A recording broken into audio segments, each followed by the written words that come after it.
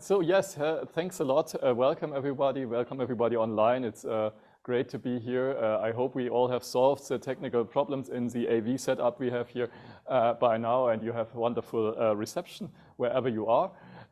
Thanks also for the invitation and for the kind introduction, Bernhard. It's really a pleasure to be here at this conference. So when I was asked whether I want to be available for a keynote for this event, of course, I didn't have to think about it for too long.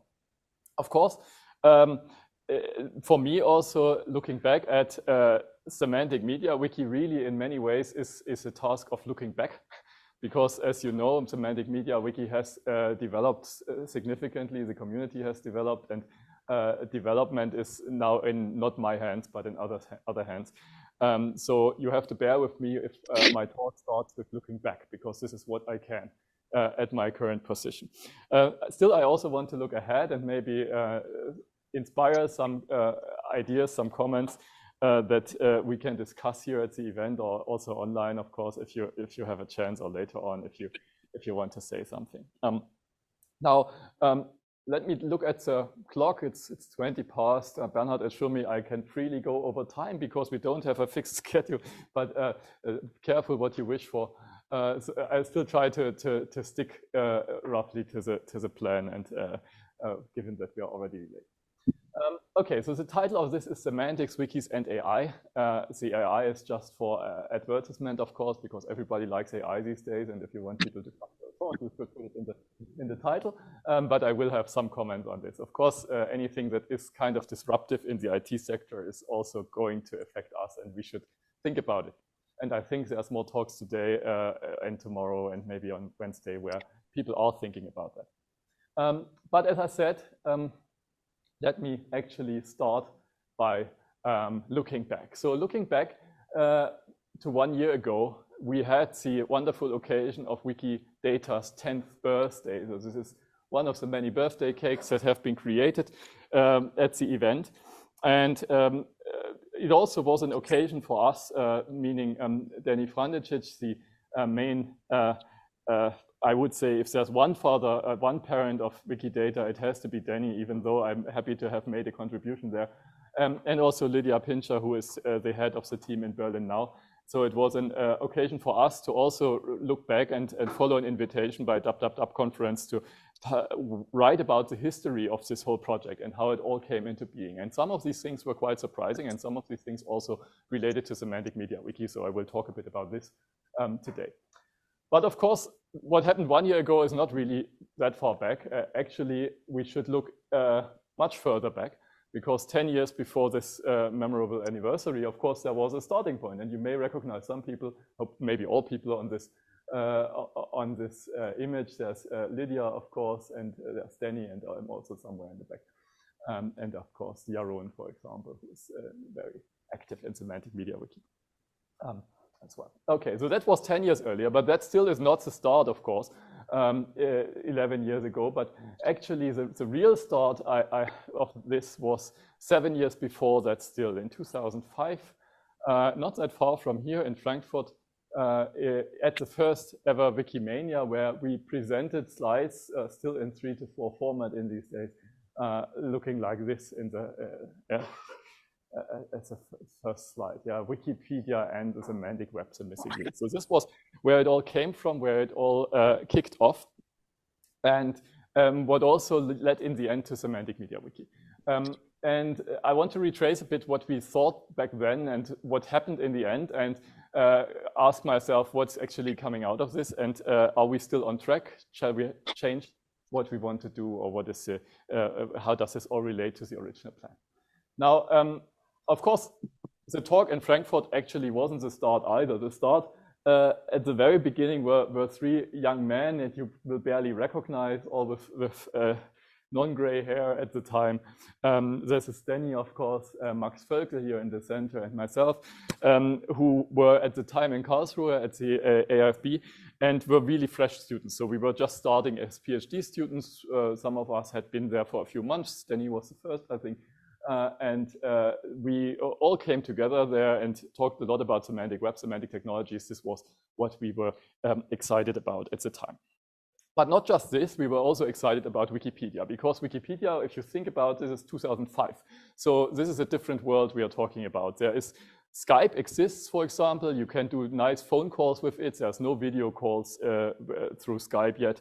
Facebook is not really public yet. Twitter doesn't exist in any form that is recognizable. So this is much before many of the things happened that now have shaped the web. I mean, okay, Twitter also doesn't exist anymore, so maybe we are somehow back to certain aspects of this. But it's really early days. And Wikipedia is widely unknown. Yeah? So if you go to a talk at a conference in computer science, you ask people who knows about Wikipedia. And there's like a few hands showing, or maybe 10% or so. This was not the case for at least Danny and myself. We had been editing Wikipedia at the time for quite a while. 2003, I think we entered this, and at this time it was really a small-scale project. But we were quite excited about it and thought, this is a great idea. This is something that we want to contribute to. At the same time, we were all excited about this new idea of semantics in data. Yeah? The idea that you could, by adding information, structured information to your knowledge, by making this explicit, somehow enable wonderful, fantastic new applications that nobody has seen yet on the web or in tech. So at this time, this was AI, right? The idea that computers could intelligently handle human knowledge, yeah? So that you could somehow represent it in a way to do something smart with it. Yeah? So we were all excited about these topics, and then by sheer coincidence, the first ever Wikimedia conference was announced, and by sheer coincidence, it was in Frankfurt, which is not far from Karlsruhe. So it was somehow unavoidable for us to do something about it. We thought we have to go there. It was in this youth hostel in Frankfurt. I don't know, has anybody been there? Seeing none here in the room, yeah, some nods. Yes, so this was really early days. It was incredible, fascinating, and while Wikimania has always been fascinating to attend, but this one was really the first time ever this came together. Lots of journalists were there in the end, but everything was still much less professional than it was later on. Okay, so we thought, how can we do this? What can we bring to the table for such an event? And the inspiration we had in the end was coming from a number of different principles, I think, that only in retrospect, I would say, we fully get to appreciate, right? So I've drawn here 3 bubbles. One I labeled openness, the other community, and the third explication. And in a way, openness and community, this is where Wikipedia lived. This was the novelty, the idea that on the one hand, you had the open source movement, the open knowledge movement, the idea that everybody should share in the sum of all human knowledge, that information should be free, a rather leftist agenda of information, really, community or communal usage of informational resources, yes? On the other hand, closely related but different, Wikipedia pioneered this idea of communities, that somehow you can get people together to do something meaningful, which nobody could have done alone, in a way which is partly connected, but also partly loose in this wiki style, where not everybody knows everybody else, but where everybody still can make a contribution and still take something out of it, and so form something which is bigger than what you could achieve alone. And Wikipedia was really a phenomenon at the time by showing that this could be done, that this can take off. And I mentioned that Wikipedia wasn't really well known at the time. So if you look at the statistics between 2003 and maybe 2007, Wikipedia really lived through this exponential growth, where from a few hundred regular editors per month, they went over tens of thousands or hundreds of thousands of regular editors. And public awareness grew. And I remember at Wikimania in 2006 in Boston, the main discussions at the tech meetings before were how to keep Wikipedia up and running, yeah? How to make sure it's not slashdotted. Every time a news item appears about it, the site would go down because there's too much traffic. This didn't happen in the years later on, but this was really the time that this falls into.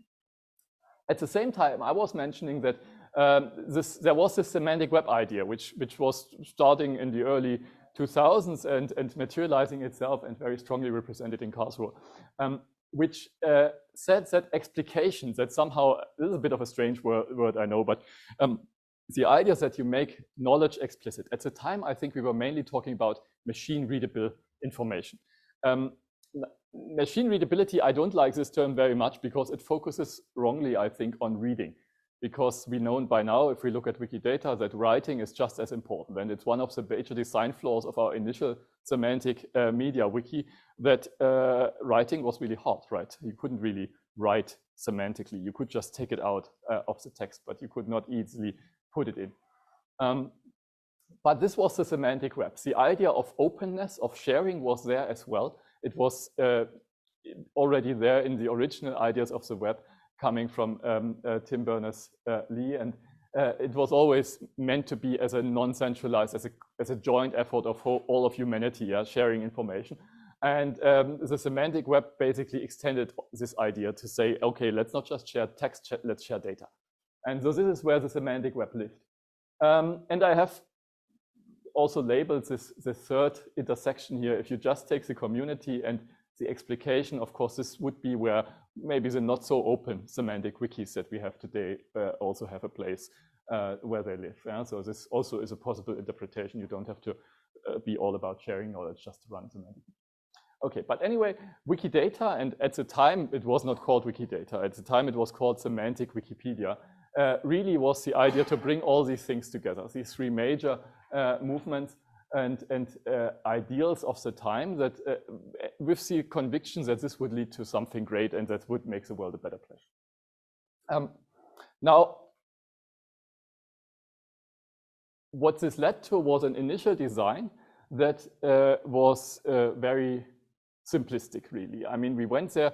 The key idea was to embed semantics into links.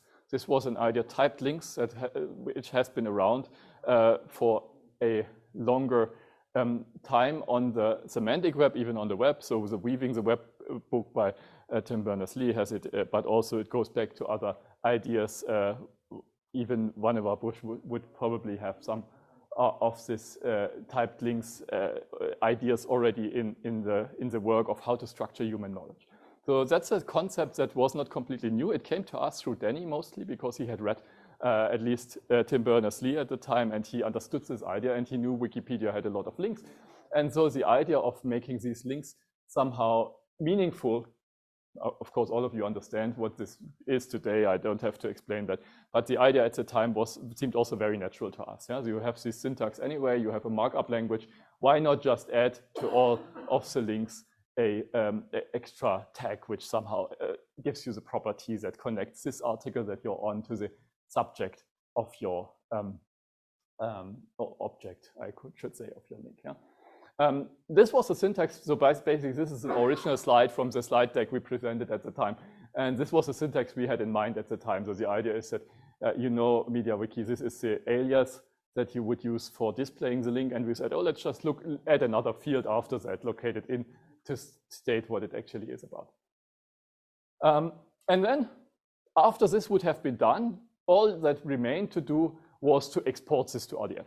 That was our idea. So the idea was that, okay, you have links and you export that and that's it. That's what makes Wikipedia semantic, and that's what basically saves the world and leads to a revolution in reuse of information.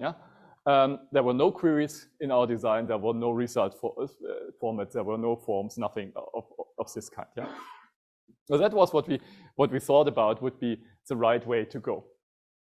And naive as we were convinced that this is it, and you don't need much more.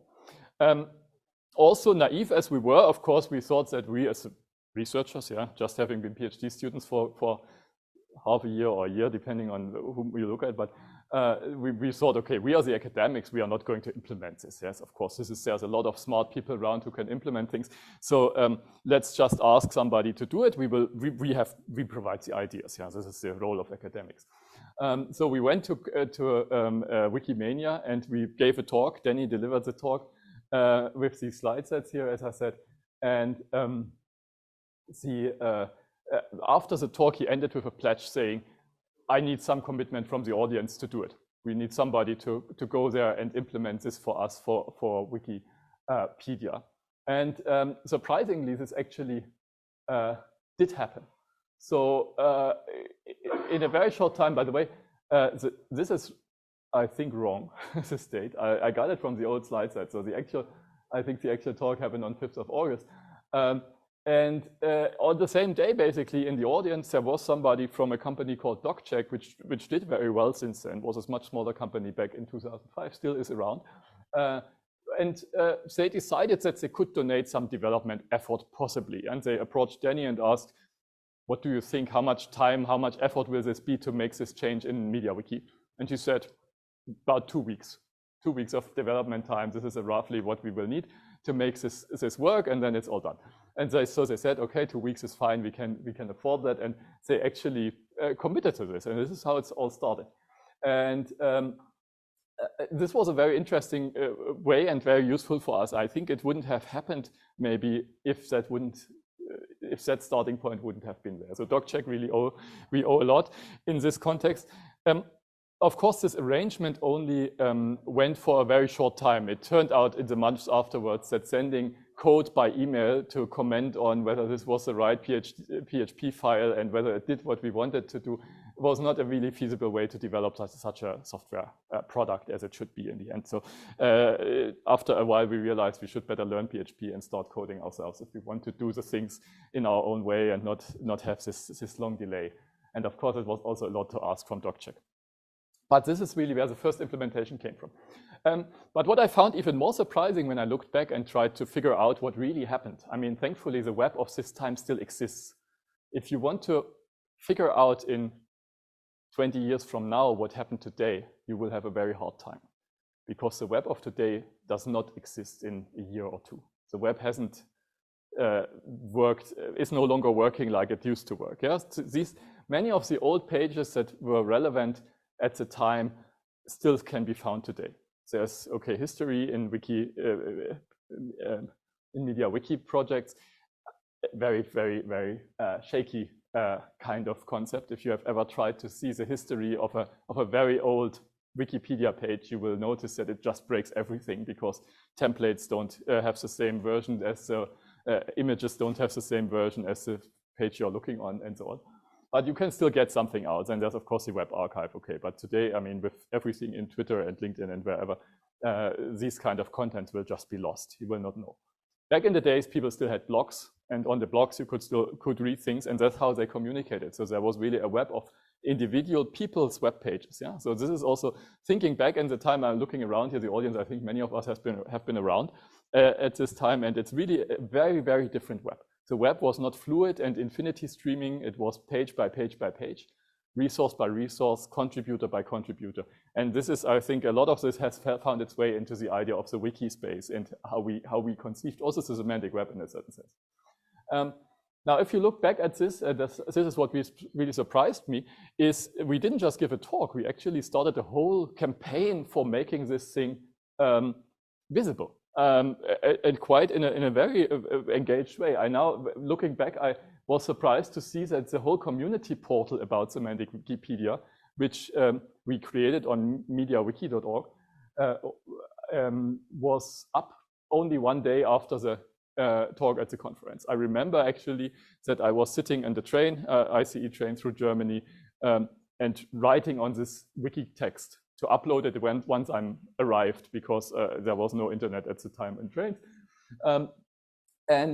So we basically, over the weekend, this was a weekend, we already had a whole web page up to make everybody aware of this idea that Wikipedia is now getting semantic. And more surprising still, this caused a lot of attention. People at W3C in discussion groups, also prominent bloggers of the web. I mean, I mentioned some prominent names here: Tim Feinstein, Danny Ayers, Mike Linksweyer, all big names in tech, and W3C had already supported this whole idea and endorsed it publicly in September, by September, yeah, in the course of August. So it's like 4 weeks until all around the world people started to post, yeah, let's do Semantic Wikipedia. This is a great idea. So that's something I didn't recall throughout the years, and I was surprised how well we did that, how little time it needed to actually make this idea catch. Which of course is also due to the fact that the time was just ripe for this idea. In this year, 2005, there had been several Semantic Wiki proposals already on the table. There wasn't so much a predecessor to our work. We didn't know any of them really in detail when we wrote our paper, but it turned out in October, actually, there was a paper published by Hideaki Takeda, who has a research group related to Semantic Web, and where he proposed an idea called Semantic MediaWiki. And so this was actually, the name was taken before we took it in a way almost, but it was a slightly different concept, and it didn't become realized in the end. But it shows that somehow the idea was there in the air. And a lot of people in the web space were excited by the idea that Wikipedia could use these technologies to exchange. Okay, now the rest is kind of history. September saw the first release, which couldn't do much but these link annotations. And some very basic exports maybe. There were no data types in particular. There were certainly no queries and so on. But already in May next year, we had a paper about the whole idea. It's a very prominent conference, now called the Web Conference. Given that we had this paper in May, it means we have written it earlier than May. So that was also a 2005 activity already. It was submitted in 2005 and accepted. So in the end, all in all, we were pretty quick. And okay, so why am I saying this? Not so much to praise how well we did it. I think it went well, and we were lucky that it caught on so quickly, but also to tell you how quick things can move on the web. And I don't think they are any slower today. So starting new things should go quick, should go fast, and move and not drag on for 2 or 3 years and until you first release something. But yeah, we have this kind of community which can do something very fast. Okay, so this is the early days. Of course, then many things happened in Semantic MediaWiki. Let's see if the Zoom catches up with. Okay, here we go. With my slides, yes. So 2006 inline queries, wonderful idea. Still with the ask syntax rather than with the ask syntax. This was a big breakthrough, of course, for the actual utility of the whole thing, to have inline queries. You also have to understand that Sparkle didn't become a standard up until 2008. So this was at a time when you couldn't just use another RDF query language. Even the Semantic Web folks hadn't come up with a query language yet. They also were under a similar naivety and misconception as we were at the time, that somehow it's enough to put the data out. You just have to publish data and then the magic happens, and there's no need to think about even how to query it. Yeah? So it's interesting to see how these ideas form. It's then very important contribution semantic forms. Yaron Korn, who is the author of this, and really taught us that there's a better way of doing editing of data than inserting it in text. And this was very influential as well. And then 2008 was the first user meeting in Boston. We were participating in a hybrid format, Danny and I remember how amazed we were about this happening without even having been organized by us somehow. So suddenly people in the world would come together to discuss this piece of software. Okay, and then of course I don't have to tell you about all the users and users that there have been.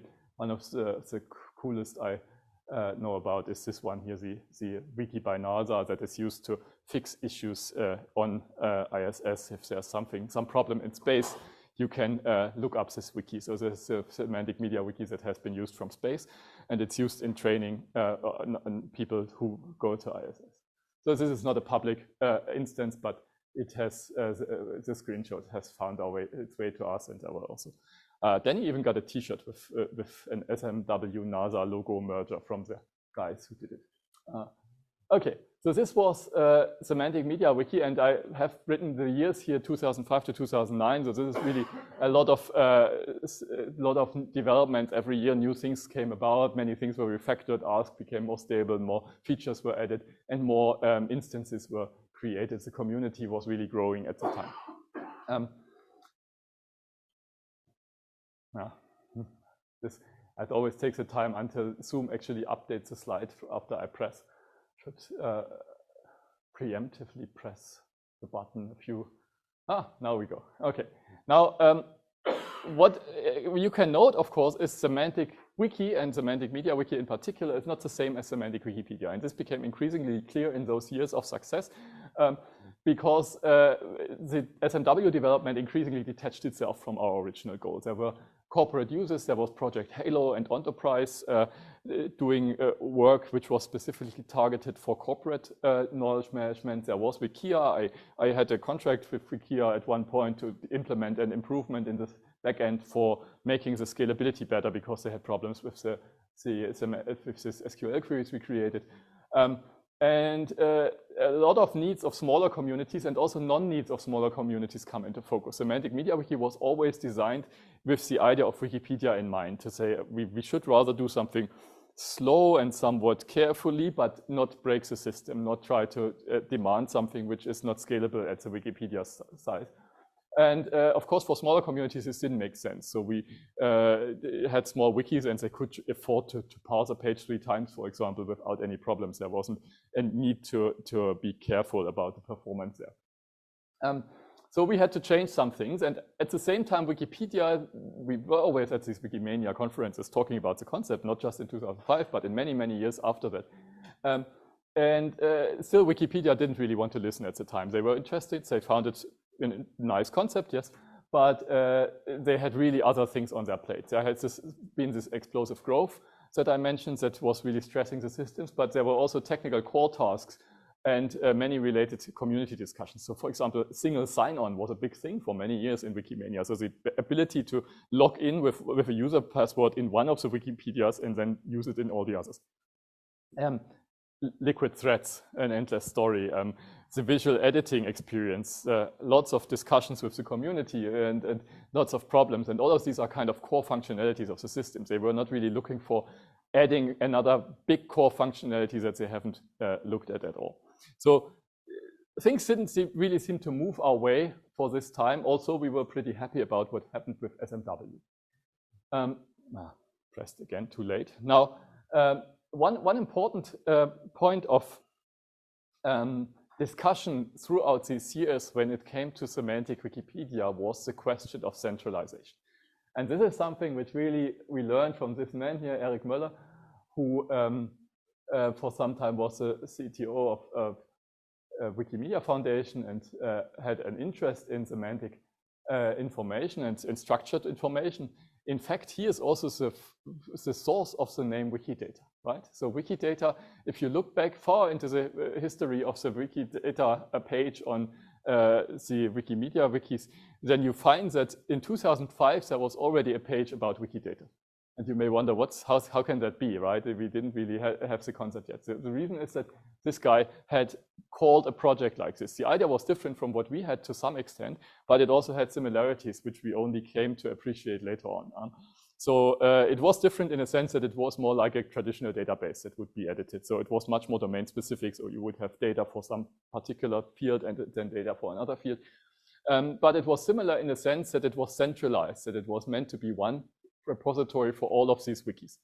And our picture was very different. Our picture was many Wikipedias which all have these annotations or these link types in their wiki text. And the wiki text naturally has to be in different languages. So you cannot have this in one place. You have to have it in all the places. And we were arguing at the time and for many years to come that this is a good idea. Because for one thing, it allows you to present the plurality of information. You do not want to enforce the view of a single Wikipedia on all the other Wikipedias. You want to allow people to diverge in opinion across the languages. And in this way, it seems all too centralized and all too strong in the middle of the rest. Yeah? So that was a real concern we had, that we would like to align our data with what is actually said in the articles, rather than having it in another place where it could be different and wouldn't fit to many of the articles in different languages. But Eric convinced us that there is a lot of value in having one place instead of having to edit it on hundreds of places, the data. Especially since data by its nature is very international. You can share data across language boundaries very easily in comparison to other information. And so it doesn't make so much sense to have it all distributed. Yeah, but I think even in 2009, we still had discussions about this topic. So it was a very long time until this was finally decided that it should be one thing instead of many. And one input that actually helped to get there, to make this step, was a project, EU project, which happened between 2010 and 2013. And actually, I think even the preparations to this project already contribute a lot. In particular, we had this prototype here called Shortipedia, which also won third place at the Semantic Web Challenge, which really, in a certain sense, is the predecessor of Wikidata. So this was, what this pioneered was the concept that you could have a plurality of perspectives, different types of data about the same thing, different statements that may be even competing with each other in one system. If you allow these statements to have sources, if you allow the system to say, okay, this statement is true according to this source, and this statement is true according to that source, and then try to keep these different things side by side. And this was, I think, an important ingredient to allow us to accept that a single centralized system would make sense, because then suddenly you no longer have this single true view of all data in the world, but you somehow have this ability to still represent different viewpoints and perspectives in one system and still have it centralized and share all the things where you share a view. Right. So, and this was funded in an EU project, Render, which also had another important role, namely the Render project had as one of its partners, not just the KIT, where Danny still was at the time, but also the Wikimedia Foundation Germany, Wikimedia Deutschland. And there's this prepared a collaboration and also contacts on a personal level that were very helpful and important to get the later project on track. Okay, so thank you, EU, for funding this. Now, nevertheless, it took still some time, and I must say, for me at least, very much it was an unexpected and sudden change in direction that after all these years, suddenly the foundation said, yes, we would like to do this. I think up to 2010, it would have been perfectly possible that Semantic Wikipedia and all of these ideas would just be buried again and wouldn't ever make it into reality, but just become a nice idea that has been lost in history, and maybe somebody would dig it up afterwards. But in 2011, suddenly things became concrete, and the first very concrete thing there was the Wikimedia Data Summit, which happened at the O'Reilly headquarters. Was I think Denise Cooper was the host and the organizer of this, the CTO of the foundation at the time, and many people were invited who had some stakes in data and Wikipedia. Also DVpedia folks had been there, Freebase folks had been there, and Mark Reeves was there from Vulkan that had funded the Halo project, and of course the foundation as well. And it was in the context of this meeting that essentially a consensus was formed, not in the big meeting, but on the side, that there could be a proposal going forward for this with the foundation on board, as long as we make sure it's not blocking the main operations of the foundation in a too strong way. And in particular, it was found that accepting such a big development project would be too large for the foundation, the international foundation at the time. And it was proposed that Wikimedia Germany could host the development and drive this project. And this is Pavel Richter, who was the head of the German chapter, as it's called, at the time, and was really a key person also to make this happen. And in June already, it was accepted that such a project could be hosted, given that there's some money for it. And in August, Danny presented the proposal at Wikimania in Haifa to the community, and met his future wife there, by the way, whose first name is the legendary source of the Q in front of the Q IDs in Wikidata. Also with the help of the foundation and Danny's investment also in terms of time, there were 3 initial donors found who would actually be willing to go ahead with that project. And that was not a particularly easy task. Some donors who were interested were in the end withdrawing because they said we should not do it like we wanted to do it. They wanted to do it differently. For example, they said, let's first import DVpedia. This should be the start. If you don't do this, it will fail. And in other cases, there were also conflicts with the Wikimedia community saying, oh, we don't want money from this entity. This also happens.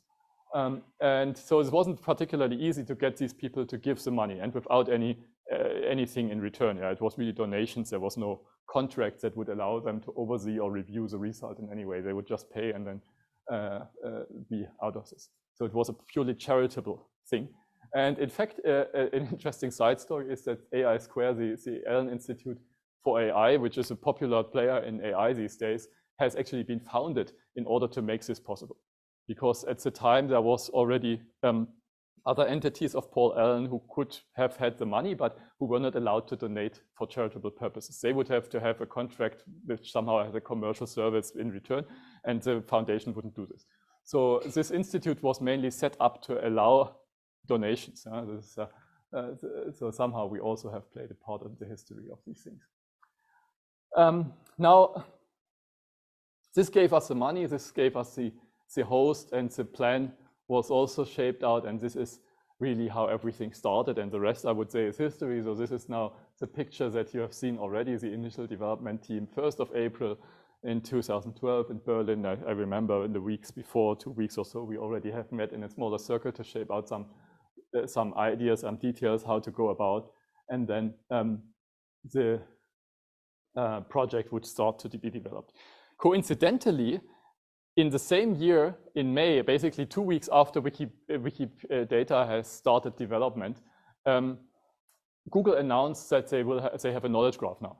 So this is also for historical context. The term knowledge graph didn't really exist until then, at least not in the way we use it today. So this was the point when Google said, we are actually investing in a technology where you can interlink semantic information. They didn't use the word semantics, it wasn't fashionable enough, but they used basically the idea that this is exactly what you want. Things, not strings, was the slogan. So the idea is that you talk about things that have meaning, just as we always do it when we talk about semantics. And of course, this gave a lot of push towards also the Wikidata project, because suddenly it wasn't just somehow some new side project of the foundation, but it was like Google is doing it, Wikipedia is doing it. This is the next big thing. Knowledge graphs are going to be important. And of course, they are still up until today. Right, so this happened in between, and then in October, and this is what we celebrate usually when we celebrate the birthday, the first public launch happened, and we had the first Wikidata site, which didn't do much, of course. It couldn't have statements, it hardly had anything in the end. It just allowed you to create some entities. And it was intentional, of course, to do this, to roll out the first few features first and then slowly make things grow. There was a very big concern at the time, and I think this is the concern that everybody also of you should have when you launch a wiki. It was the concern that the community would not be a good community. Yeah? So when you start a new project, and you make a site and you say, yeah, you can register an account for this now. Okay, since single sign-on was already enforced there, every Wikipedia editor already had an account. That was nice, but still you would have to come there and start working on Wikidata. And it was absolutely unclear and also completely out of our control to figure out who's going to come, who is going to come and be the Wikidata community.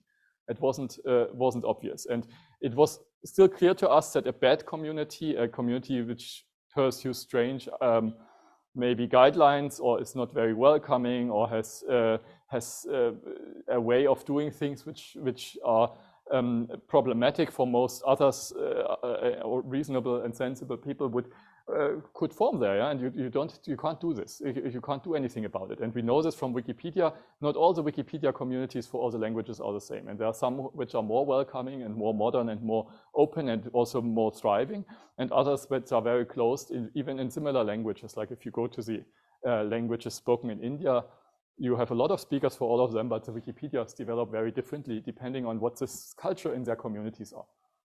And so we were basically just leaving it to our good luck to see if this would happen there and what would happen there. And we are very happy now that, of course, the community was an extremely reasonable and extremely well-informed and well-meaning community. Wikidata is really a very nice place, I think, to do things in as far as wiki communities go. I mean, there's always some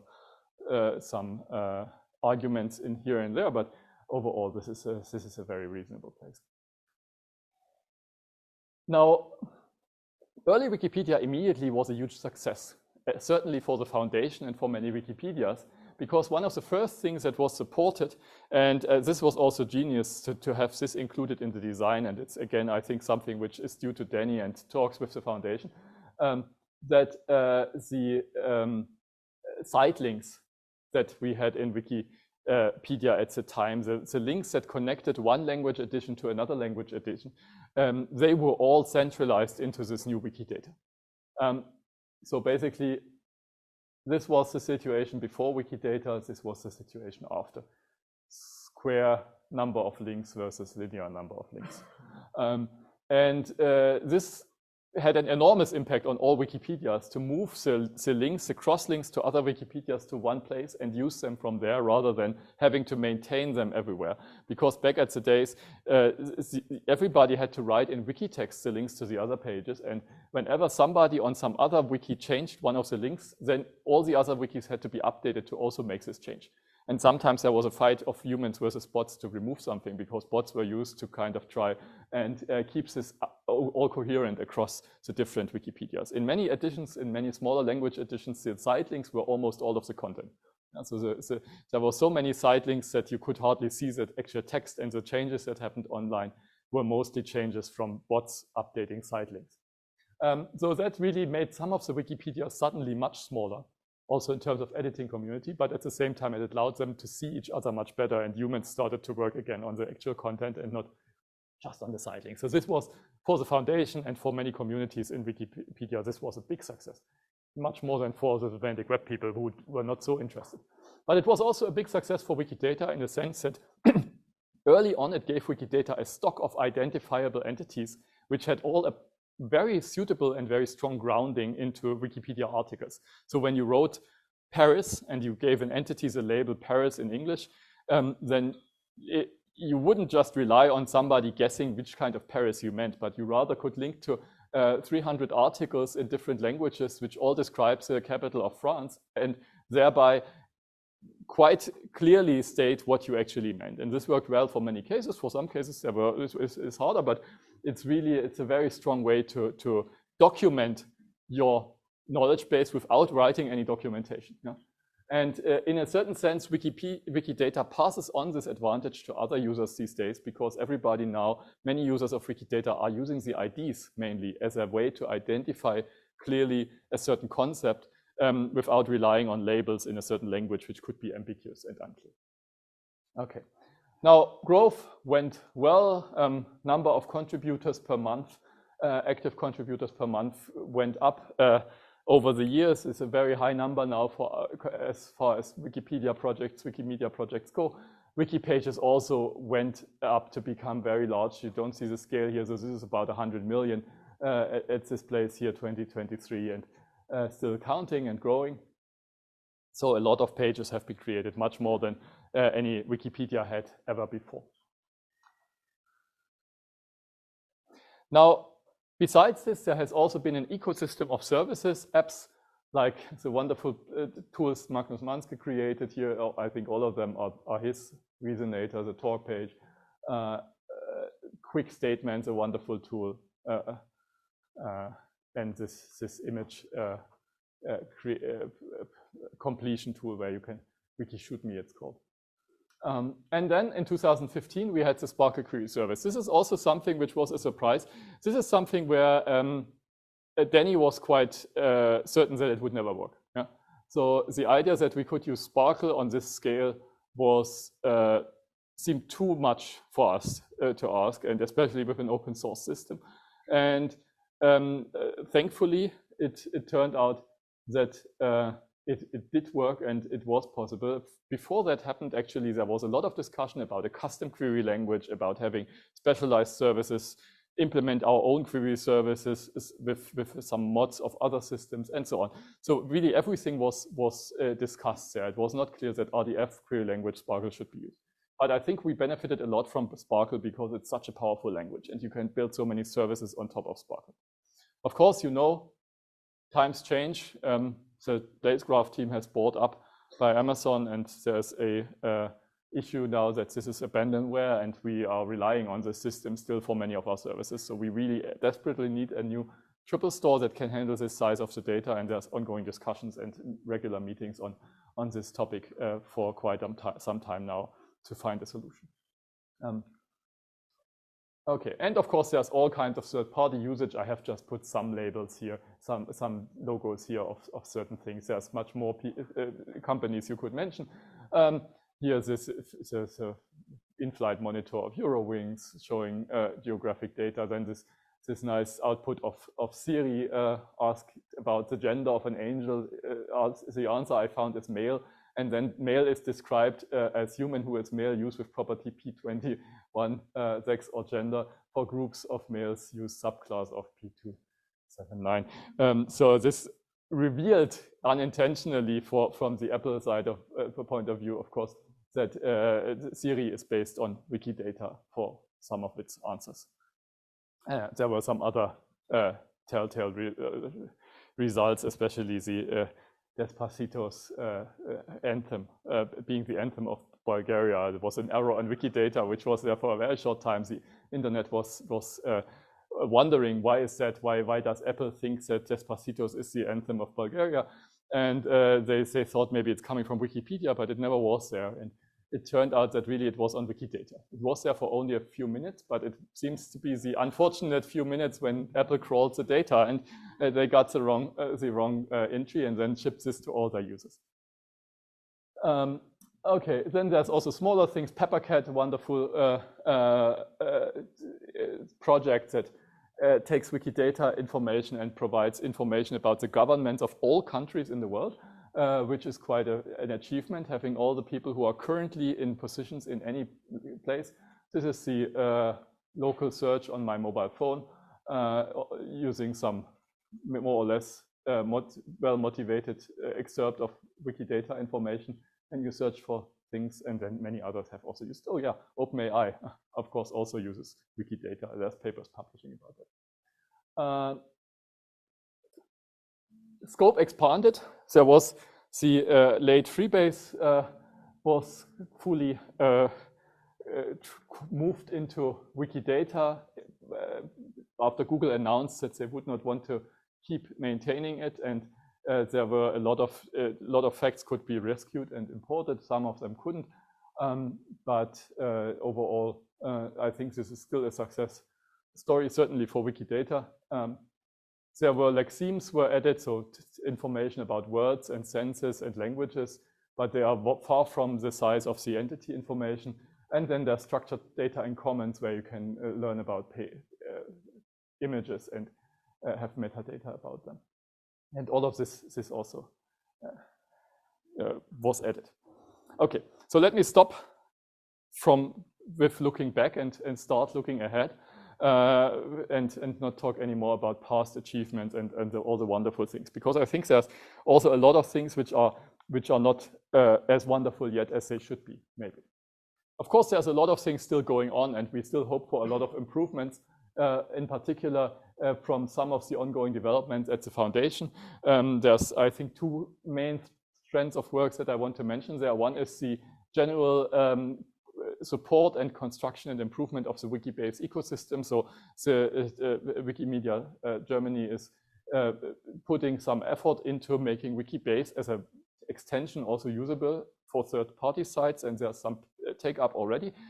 So I'm sure you are aware of this, and this is, of course, an exciting and interesting alternative, I would say, to data management, to Semantic MediaWiki, for example. So you could, depending on your use case, you might find that Wikibase is more suitable than Semantic MediaWiki, or the other way around. But it's definitely meant to be usable for third parties as well, which was not the case for a long time. It was very difficult to install and use. It was more or less an internal extension. And then the other strand of work I want to mention is Danny's current work. So this is a WikiFunctions project, a new Wikimedia project. And then following from that, hopefully at some point, the Abstract Wikipedia project. They are closely connected. If you don't know it, WikiFunctions is about the idea of having, should I say, code snippets, actionable pieces of computer code, of computable functions that modify strings or that modify numbers or whatever on wiki pages, and then combine them in a way, in a wiki style. So you have a wiki which has, roughly speaking, one page is a function, and you can then build programs out of these functions by making other pages refer to that page and so on. So it's a community-based repository of like a function library, if you want.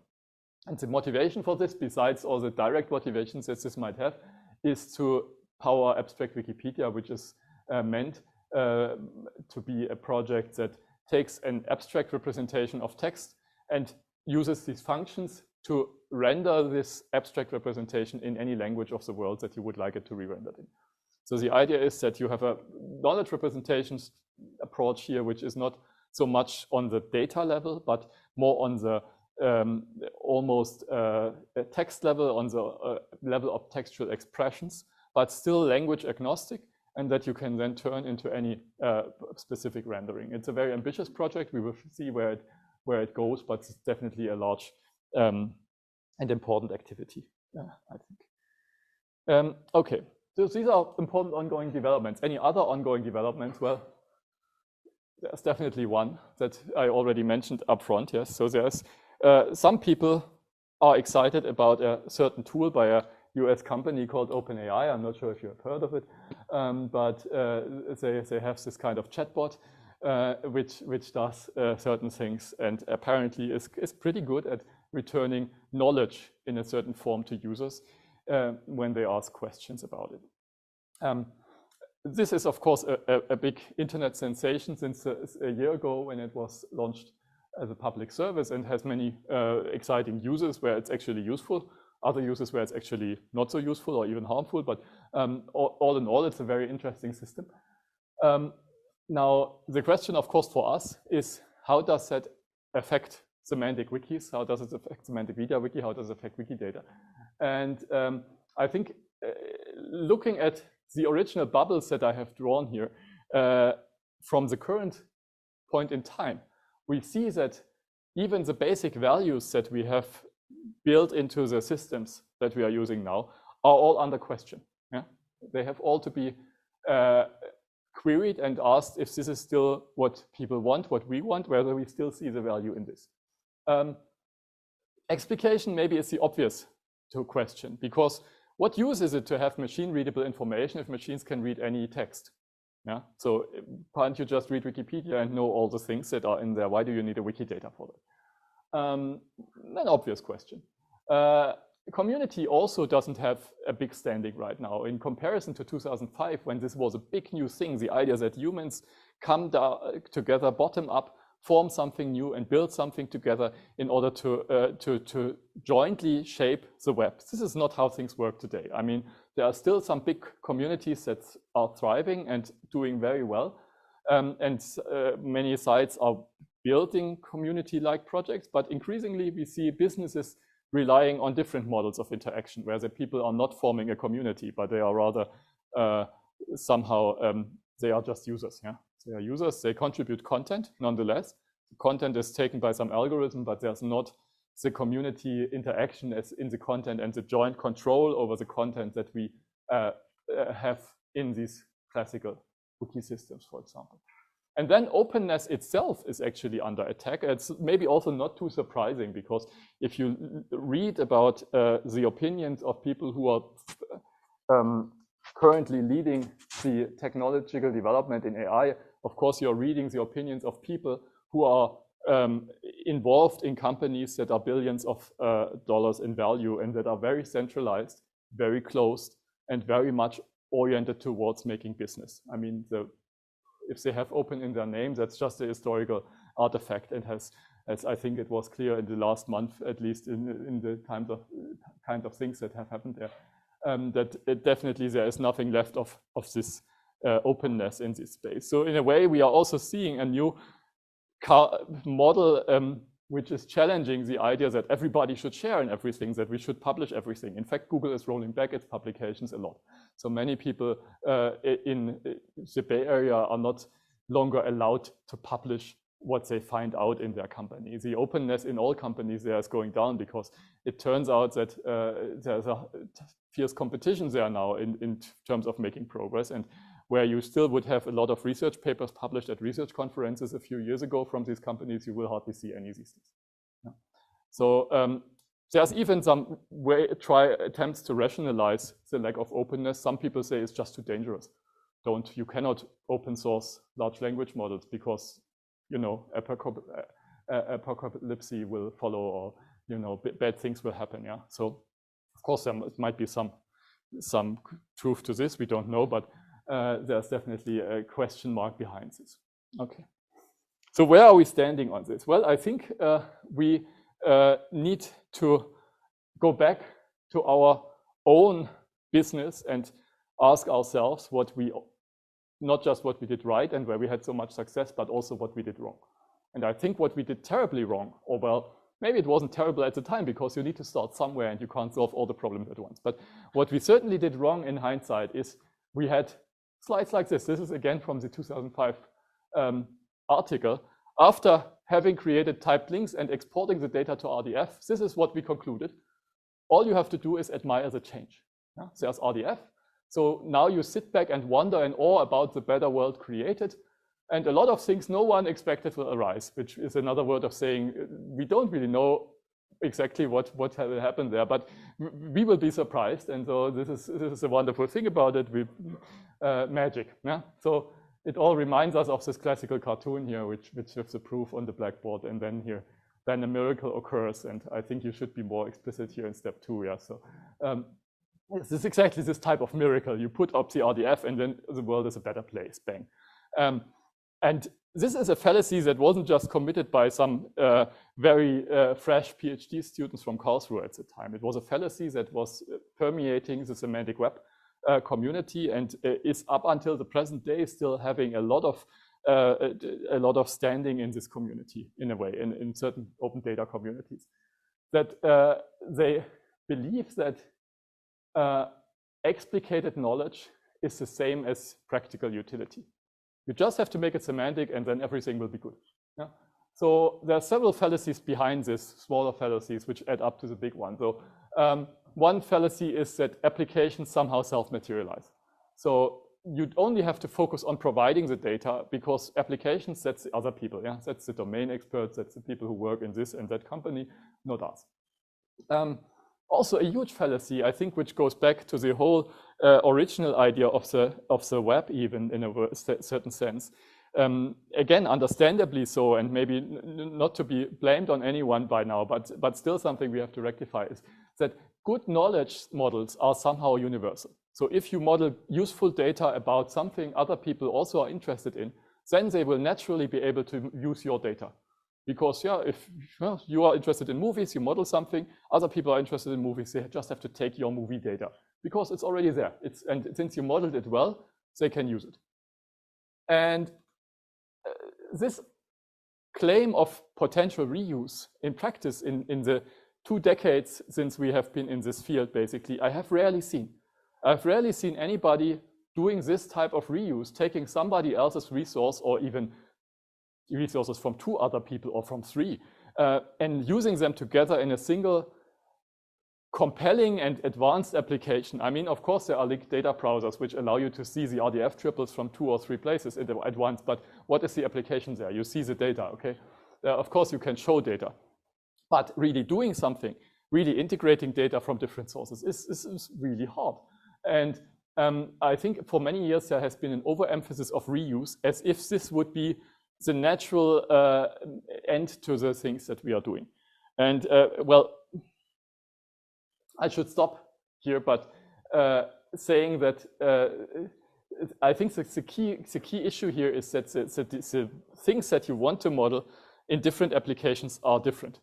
And you can have a very good model and it's still not good for someone else. It doesn't have the right information, it doesn't have the right structure, or it's simply not compatible with how they do things. And then reuse is not possible. And yeah, it's the same thing as you have in software. I mean, how often do you reuse the class diagram of someone else in your Java project? It's not really just because they are dealing with the same problem or a similar problem. You might reuse some libraries if they have clearly defined APIs, but this is not what we're talking about here. Yeah? So it's difficult to take structural models and reuse them across application boundaries. And then also in the semantic web, you have this assumed utility of distributed data. Again, this was maybe a very early idea that came up from the, and now I'm starting to really go over time. This came also from the early web, said somehow everything should be distributed, no centralization, no central power, no control, everybody is community-based. And so formats were valued over APIs. The web of data as an architecture was proposed. I haven't seen it working yet. Yeah? So you can always crawl it, but who is actually using it? Not so many. Yeah? So in practical experience, structured knowledge is often not self-sufficient. Applications need some extra knowledge to actually work. Even well-designed knowledge models are often not compatible, and that's why reuse, I think, is rare. And distributed architectures are all but impossible. They are the consumer-side integration of large data amounts is extremely hard. It's really something where you need a lot of engineering to get it work. It's not something where you can say, okay, oh, you have all that data on the web and suddenly you can make great applications. So it's not like this. So that's what we got wrong. Okay. So where do we need to get better to fix this? I think we need to go from structured knowledge to ready-to-use knowledge, to knowledge that can actually not just be, it's not just, you don't just dump it, but you make it easy for somebody to use it. You have to make it a well-documented, stable knowledge resources, and this doesn't mean that somebody has to study your project for half a year to, so everything is there, you just have to find it in the docs, but it has to be somehow easier. And you have to provide quality guarantees, like this thing is always going to have this property with a value of this type. You cannot say, okay, just, you know, it's all very flexible. Sometimes I have a value, sometimes I don't. Your application should somehow guard for this. It costs. It has a lot of cost to do this. Custom resources must be provided. There is no one size fits all. You see this already in Wikidata RDF exports. We have 3 different properties to export the label in, because there's schema.org proper vocabulary for labels. There's the classical RDF vocabulary for labels. I think these 2 at least exist. I don't know if we do DC. But there you can already see that we have redundant information just to make one format right for everyone. And there's no way to choose what you want. There's also a need for some transparent design and release process. Wikidata is a moving target. Yeah? It's changing every second. And if you download it like Apple, you have a large challenge there, because which version should you get? Should you get a dump is just a random snapshot of it. There's no quality stamp that is given to the Wikidata dumps in any way. It's just, this is how the system was at this point in time. So there's no release. You just make the data. The data is more, it's coming out of your system, and it's very hard to use. So I think we need to talk more about provisioning. How do we make it possible for people to use the data beyond just publishing RDF through some endpoint and having people crawl it? And there are some ideas how to do this. I think Wiki Functions is going into this direction, that you could say, maybe inline query style, you could have functions that take data and transform it or check it for quality. There are some other ideas. We are working in my group in research in rule-based data transformation languages, where you can have a relatively simple and relatively short way of expressing that you want to do certain checks and make certain transformation and integrate it in certain ways with other data, so that you get a curated data set out in an automated way that you can trace back to find out what went in the original case. So today this is not possible. And of course, with all of this, don't forget our core strength. I have made it a bit bigger here. We are about community. No matter whether you're in the corporate wiki world or in the open knowledge sharing world, this is all about bringing together people. This is what the real benefit of a wiki in any kind of application area is. And this is the real asset of any wiki that works, the community, not the content. And this is something which ChatGPT will not address in any way. There's just no, it's not the kind of technology that will change the way we talk with other people. I mean, of course, you could say with the general AI overlords coming around the corner, community and humans won't matter anymore. Yeah, okay, then they won't matter anymore. Then we don't have to discuss at all. But as long as humans are there, we want to have community. We want to provide spaces where people can communicate in a structured way, where they can share their perspectives, their knowledge, and not just in chats or other things that just go away, but in this special place, which is a wiki in the end. And there, of course, why not integrate ChatGPT or other technologies with this? It will be fine as well. We are not about not using ChatGPT. We are about making community spaces that are useful, that can be used to share something, but that can also be used to get some added value on top of it, which hopefully this blue combi bubble here would actually enable in a much more broader way than we currently do. Okay, so now I'm finally at the end of my talk. Summary and outlook. Well, we've come a long way. I think today in many circles, even if people like to talk more about machine learning and neural networks, but if you look at what they are actually doing and how they are validating, how they are cross-checking their data set, how they train, then of course the value of structured knowledge is very widely understood and also widely exploited. The big companies are doing it because they have the resources to do it. Many smaller applications should follow, but we are not helping people enough to actually use the data. Currently, it's a bit of a privilege to have enough tech power to use something like Wikidata effectively. Semantic wikis have cultivated strong communities of sensible people. I think we should be proud of that. And there's a lot of powerful tools already in place. But still, I think we must continue to move fast. There should be more focus on reuse to really flesh out why is semantics good? What does it really add you? And I think it will add something even in the times of large language models, because we are increasingly seeing the trend towards integrating these kind of chatbots with back-end services that can do smarter computations for you, that do things like, you know, your travel planning. You will never get travel planning by mixing together a lot of language documents that people have crawled from the web. You have to do travel planning by looking up actual flight databases and actually hotel databases and stuff like that. And this data still must be structured, okay? In the case of flights and hotels, this is already the case, but there's many other applications where structured data is not so readily available, where you need to have a source for it. So this is perfectly necessary and useful to have it and to integrate it with our community-centric approach. So overall, main takeaway, see the bigger picture instead of the technical details. Don't discuss whether we should use RDF or JSON or SQL, because this is really not the question. The question is, where is structured data, which is more than just language, fitting in, and how can we add more technologies, more ideas into the community without destroying the community while still having it live and working. And this is how I want to end my talk, slightly over time, and maybe there's still even now a time for a few questions if you have them. Thank you very much.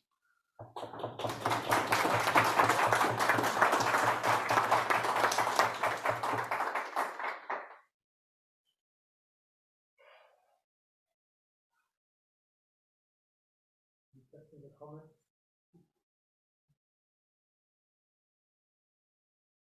Or criticism, feel free, yes. Yeah,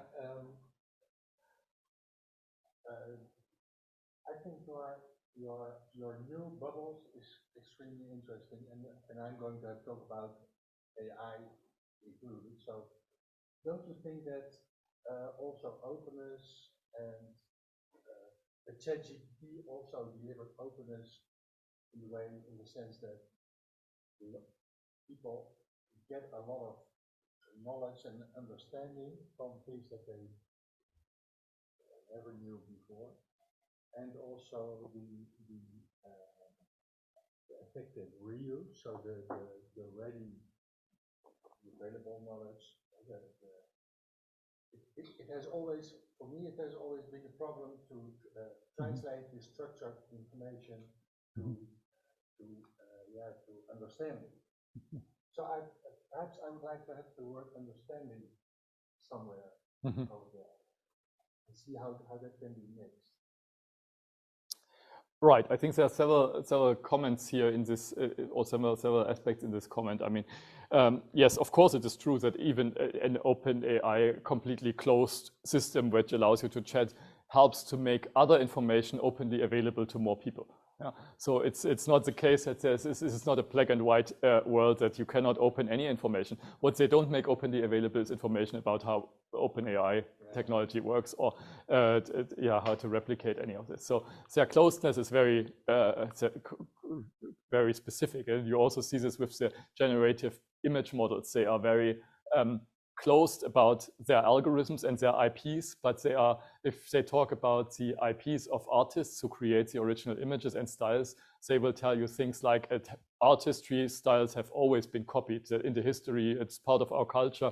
It should be allowed, yes? So they are against copyright on pictures, and against copyright on things like news articles, at least when it comes to reuse in training, but they are for trenched in and copyrighted algorithms and products. So yes, of course they must be. I mean, it's their business. About the understanding that was mentioned, yes, of course, in the end we want understanding. But I'm not, maybe, I can't talk about human understanding because I don't understand humans. At least I have no professional credentials in this space, so maybe others can say it better. What I think is that in order to make data really useful, you need a certain amount of it and a certain quality and coherence of it. If you just have data about one flight, you cannot offer a travel planning website. You have to have all the flights on a certain time, and you have to have all of them with enough data. And I think the cases where we will really see benefits, where we can really convince people that making this extra effort is worthwhile, is where we have a lot of structured data around and where we can really provide services on top of it that you wouldn't get by just manually reading through the information and understanding it directly. So somehow, I think we need to have a certain scale to really succeed. Which, by the way, I think also is a difference to the machine learning thing. So many of the breakthroughs in language models in particular have been achieved by scaling up. If you look at what happens in the semantic web and semantic data space in the same time, we just don't scale up like this. We don't use so much computation at all. We think that our system is slow if we can no longer run it on a laptop. For them, this is a completely different space. So they are playing with different sizes and of compute centers, which we are not daring to touch at the moment. And I think we are not yet very good in handling large scale of data like Wikidata is. I think this is a breakthrough that we need to head for. How can we actually make use of data once it's there, so that it's really living up to the scale that it has? Yeah? And there we are only at the beginning. Yes. I'm wondering if you see any future in the intersection between Semantic MediaWikis and instances that we have and Wikidata. Like, could we be providers for data for Wikidata, and can there be functionality in between or combined? So yeah, the question was, in case it's not audible online, whether what is the relationship between Semantic MediaWiki, Wikidata, maybe also Wikibase? How can these systems work together? Is there any benefit from having them interoperate? I think there is, but I think it ties in with this still to be invented bubble of provision. Because in the end, what you can do now already is you can try to make cross-links between different Semantic MediaWiki instances, or between Semantic MediaWiki and Wikidata and back. Yeah? And Wikidata is doing this a lot. There are thousands of properties linking to databases and authority files around the world, which make sure Wikidata is integrating all of these databases. What is missing right now is a benefit of doing this, because well, there is a local benefit. Of course, the communities can somehow align their knowledge. They can find errors if there are discrepancies through the central identity provider of Wikidata. So that's fine, but it requires special work, and it's a different process for everyone. And so what we are missing is a system that helps with this integration of data. That's exactly what I meant. In the past, Semantic Web, the idea said, okay, you just put it up and you use the IRI of the other source, and this will make the links, and then people just have to crawl it or follow the links, and then it will just be useful somehow. But this is not really the case. You need to have a system that allows you to take different such sources, take their data and integrate it, see what you get when you integrate it, weed out the bad cases which don't really work well or where the integration is clearly wrong. And just don't do it just blindly, and then publish a nice and curated data set, maybe with some final testing and oversight. And then every month you have a new data set, which is the collected knowledge of all movie databases around the world, or of all fandom sites of a certain topic around the world. And then you release that and say, okay, this is my, and then others can build their applications on this. Yeah, so all of this is currently missing. So right now, I think we have, you can think of many technical ways of helping people to cross-link Semantic MediaWiki, Wikibase, and Wikidata, make it much more easy than it is now. but there's currently not so much benefit from actually doing it that people are willing to do the work. I have one question from an online participant. Are universal ontologies like both Dublin Core, etc., still useful? Or are they, like the initial concept of Semantic Web, well-intentioned but ultimately doomed? I mean, let me just also clarify that I myself have been a champion of semantic web concepts for many years, and I'm even in this talk, when I say the fallacy, I'm not saying that things are doomed. I'm just saying that we got some things wrong, yeah, and we also got a lot of things right. And if you look at Google Knowledge Graph and schema.org, semantic annotations in the majority of web pages of the world and integration of this data in order to facilitate search is a reality. This is what we are using since years. It's exactly the semantic web vision. The difference is just that the only entities that are able to do it are Google and Bing and other very large providers. So it's not that this concept isn't possible, it's just that you need a lot of resources to do it. Now, do ontologies like Fof and others help with this? To some extent they do. I mean, schema.org itself is an example of a very simple but very widely used ontology that obviously helps a great deal for the companies that are using this type of data. So yes, I think Fof is important, but I mean, Fof is essentially trivial, right? It's a very simple ontology and it doesn't solve a major problem, really. I mean, I think we need a lot of this, and we already have a lot of this in certain fields. If you go into any industry domain, you will see that there are industry standards there. So for example, in some industry, you may have hazard classifications of different materials. There's an Excel sheet with hazard classifications, what could happen there, maybe sub-classifications. People are working in working groups for several years to come up with this one Excel sheet. It's maybe not an ontology as we think of it, but it is a joint conceptual commitment of a certain community, and it's extremely valuable investment for this industry because it allows them to align on certain things and to make progress there. So I think it's not really a question whether these things are useful.